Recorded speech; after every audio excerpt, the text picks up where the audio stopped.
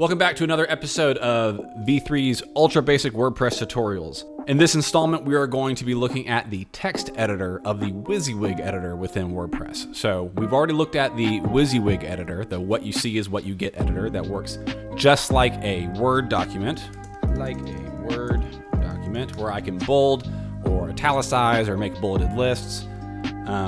But a lot of times, if you have any understanding of HTML or CSS, which you may or may not, you want to do something specific to the page that you can't otherwise do with just the WYSIWYG editor. Now, WordPress is still on the internet. It still uses the basics of HTML and CSS. And so you still have those controls within this classic WordPress editor view.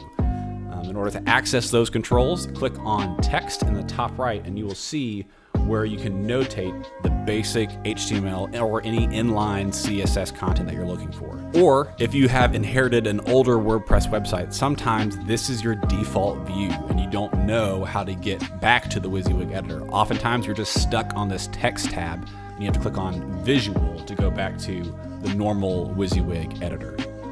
Inside this text view, I can type just like normal, but I can also do individual pieces of HTML or inline CSS. So let's just say, for the sake of argument, that I wanted to build a span.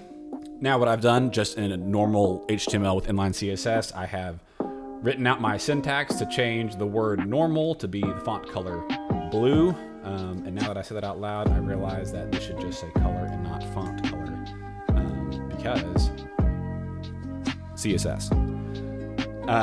So now I have written my text. I can go back to my visual editor and see that my CSS has effectively worked, and now I can publish my changes. If you ever get to a point where this is the default view that you're seeing and there's a lot of other pieces in there, or let's say a common issue is trying to type a section and then I want to have a line of text directly beneath that, but when I hit enter, it actually gives me too much of a gap, a really easy. So here's my second line. Come in here to the text editor and you can delete that secondary line. It's just a default WordPress little nuance that happens all the time. And now those two lines are directly together without having that non-breaking space between them. For more basic WordPress content like this, be sure to like and subscribe, follow us on Instagram, Facebook as well, and you'll be able to see all sorts of totally fun and interesting WordPress basic tutorials.